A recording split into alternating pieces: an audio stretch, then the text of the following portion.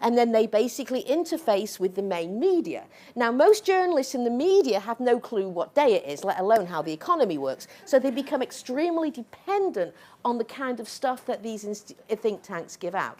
So then you begin to create what's called a hegemony, a way of thinking, a dominant way of thinking. This is a Marxist Italian called Antonio Gramsci, came out with a theory called hegemony. And what that is it is the ruling ideas of the society that become the dominant way that most people think. And you don't leave this shit to chance. You make sure you control the institutions so that everybody begins to think like that. So let's carry on, because the next institution that's very important is education. Now, this is from Bowles and Gintis, two Marxist educators who, by the way, got thrown out of Harvard for their radical views. And they said, very interestingly, to reproduce the social relations of production, the education system must try to teach people to be subordinate and render them sufficiently fragmented, individual, in consciousness to preclude their getting together to shape their own material existence. So we're all individuals, and feminism is all about individualism, because of course what we're doing is we're precluding the possibility of women understanding that they stand together as a class with collective class interests. Instead, we're individuals. So how do they do this? How do the educators do this? The most key way is they bore you to death, right? How many of you in your high school years were completely bored to death? I mean, absolutely. Right? Do you think that they forgot to educate us? You see, when you think about education as training on the job, most jobs under capitalism are shit work. They require an intense amount of tolerance for boredom. So you train the workers for boredom in high school. Right? So by the time you leave school, your ability to sit there for 4 hours and do nothing but surreptitiously look at your watch is a great training program for the work you're going to get in capitalism, which is intense boredom. They also marginalize radicals, okay?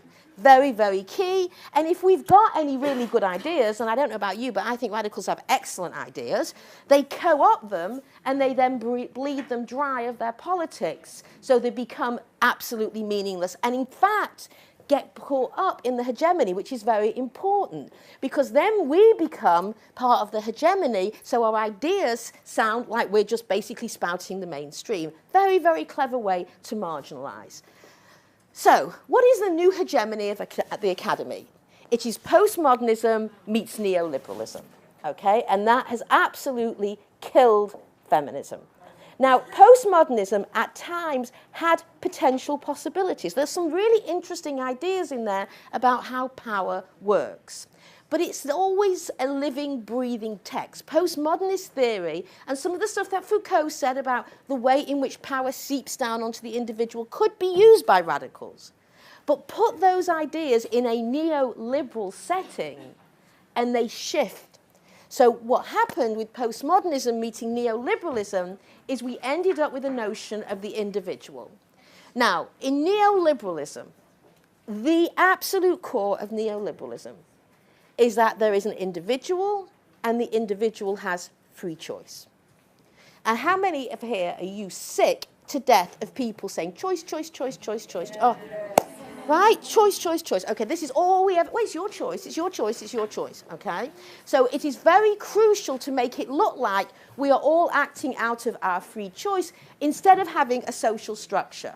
So let's think about what this means to talk about individual and free choice. So in neoliberalism, there is the sovereignty of the individual. That means that the only thing that matters, the only level of analysis, is the individual, decontextualized from the collective realities of that individual's life. So, coming from classical economics, the individual is seen as rational, as calculating, as pragmatic, and as maximizing their own welfare, right? So, you can't critique that person over there. Why? Because they know what's best for them. They're maximizing their own welfare. And who are you to suggest that's anything different? Everything's relative. Nobody's allowed a political position because political positions become judgments, right? Are you judging me? I remember once being in Las Vegas at the porn convention. So imagine this. Every year in January, all the pornography industry come to Las Vegas. 10,000 fans and me descend into Las Vegas, okay? So we go there, and I mean, it's the most bizarre sight you've ever seen. There's just a huge football field room, pornography everywhere, all on the walls, all the pornographers, all the pimps coming with their stable of prostituted women, pimping out, just horrendous. And then in the middle of all of this porn world, what you have are average business guys who basically supplement the porn industry. So I'm going up to one guy, and he makes the lights, okay? He makes the lights for the porn industry. He actually is an electrician. That's what he does. He's not in pornography. He's an electrician. He sells lights to so he's got his whole light set up, and his lights are really good because it doesn't melt the makeup. So he's explaining this to me. So I'm nodding and, you know, writing notes, pretending to be interested.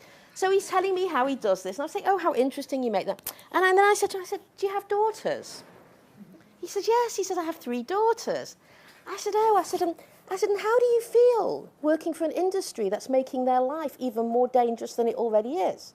And of course, the smile drops from his face because they're not used to having anyone. And he said to me, are you judging me? And I said, yes, that's exactly what I'm doing. I'm judging you, right? So the idea is, in this kind of neoliberal empowerment, choice world, God forbid you make a judgment, okay, because politics don't matter. Okay, so we've got the sovereignty of the individual, and let's think about how that translates. We're back to there's no such thing as society, only individual men and women. Okay, so this is where we're at now. We're back to the Margaret Thatcher view, which was held by her individually, which then Ronald Reagan developed into politics, and then started to float in the air. Because let me tell you how hegemony works. It's not like somebody comes up to you, sits you down, and reads you the dominant ideology and makes you spout it back. That, in fact, is a very inefficient system. The best way to do this is to have it everywhere. So it's literally in the air that you breathe. Now, that is true everywhere. So when you read People magazine, you read the Daily Mail, wherever you go, you watch television, that hegemony is actually so normalized that it's rendered invisible. And that is always the best way to control somebody. You render the ideology invisible by normalizing it to the point it's just like the air you're breathing. Okay? So what do you mean people don't have choice? Of course they have choice. So you try and argue against that when people have been born into a culture that has normalized that view. Now, the problem with the neoliberal view is that in neoliberalism there is no such thing as structural inequality. There are no systems of oppression. There are no groups with collective interests. Now, importantly, that means the oppressed have no collective interest, and neither do the oppressor. Except we know the oppressor meets regularly, for example, in Davos, Switzerland. So let's imagine that. You've got the oppressor class, and they meet once a year there, and they meet in other places. And what do you think they talk about in Davos? What they have for dinner? Right? What are they planning in Davos? They're planning how to basically control the world for the next year. They understand their collective interests. And then, of course, they fund industries and organizations and education that tells us that we have no collective interests, while they full well act as if they do. So in this neoliberal world, there are just lots of individuals making lots of individual choices with lots of self-empowerment. Who can argue with that? Okay? This is the world that we all live in. So now we come to a perfect storm of postmodernism plus neoliberalism ends up with third wave feminism. So what happens is, and I have debated many of these younger women, and when I say third wave, I want to make something clear. This is not a generational issue. It is an ideological battle, not a generational one, okay? Absolutely. And I think we need to stop calling ourselves second wave because that makes us look history and makes us like dinosaurs. We are the future. We are not the past, right? If we are going to save anything from this economic and environmental and economic and cultural collapse, if we are going to do anything as a radical feminist movement around that, we have to start thinking of ourselves as the future and not as the past. And we're going to talk about that. So, now, sorry, can you go back? When I say third wave feminism, I want to make something clear. There was some good stuff that came out of those who call themselves third wave. The analysis around intersectionality and how gender, race and class intersect was very, very useful for us beginning to think about the ways in which women's race and gender intersect and mediate and shift their class and their gender analysis. Very, very crucial. Right? So I don't want to sort of have this broad brush that it was all awful. But when I'm talking about third wave, I'm talking about feministing, I'm talking about Jezebel, I'm talking about some of Ms. Magazine, all of these. I'm talking about the feminism in the air. And I just want to share something with you very interesting that happened to me the first time ever. So just give us a sense of where we're at. You know, for those of us who are teachers and we teach courses in college, I'm sure we all ask the same question of our students day one. How many of you call yourself a feminist? And we all know the answer, like maybe one. Yeah? So then you ask them why. And of course, what answers do you think you get? Men and women are equal. Yeah, and why don't they want to call themselves feminists? What? They don't want to hate men, they want to shave under their arms and everywhere else now, but whatever. There's always these reasons, right? But the big thing is I don't want to be a man-hater. Different now. You know what my students said to me last semester? And I almost fell out of my chair. I said, why don't you call yourselves feminists? And they said, well, and I swear I am not making this up. They said, well, doesn't feminism mean like you have to fuck every guy? And I don't feel comfortable with that. Isn't that profound? Isn't that profound that the feminism in the air now is that they said, doesn't that mean you just like screw them all and fuck them all? And I don't like, that's not for me, they said. Do you understand what a shift that is? Do you?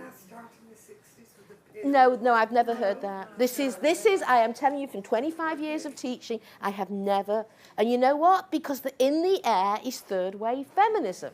And I'm going to explain how we got there, but that is a profound comment, okay? And that turns everything upside down. So let's get into this perfect storm of neoliberalism and postmodernism. So, okay, so we're back to this. So let's think, how do we get to this notion that somebody who wrote, you know, a lot of the third wave stuff comes out with something about this? And to just show how ridiculous it is, let's imagine this. That's next one, Julie. Imagine this, the labour movement is something individual to each worker. Right? Take that for a minute. Take that concept that the labour movement, and let's ask, how then would we have built a labour movement? Well, you know, you might feel oppressed by working for minimum wage, but it works for me. I'm empowered. Right? So we would have no movement. Would you all agree if the labour movement believed that? Okay, let's take this. The civil rights movement is something individual to every person of colour. Right? So how you make it work for yourself is fine. You know, go, see what you can do. So let's just give an example a little bit more of this. Now, the Jim Crow South in America was from the 1876s to 1965. It was the time of official segregation, right? The different water fountains, where you could basically murder African Americans as whites and walk away from it. It was a time post-slavery that for many African Americans said had as much violence in it as the period of slavery, right? So it was a dreadful time. However, even though you had the most incredible level of oppression in the Jim Crow South, what historians found is that black ownership of land during Jim Crow was actually about 15 million acres. So let's take this for a moment and let's say, how can you say the Jim Crow South is oppressive to all blacks? Because some managed to own land.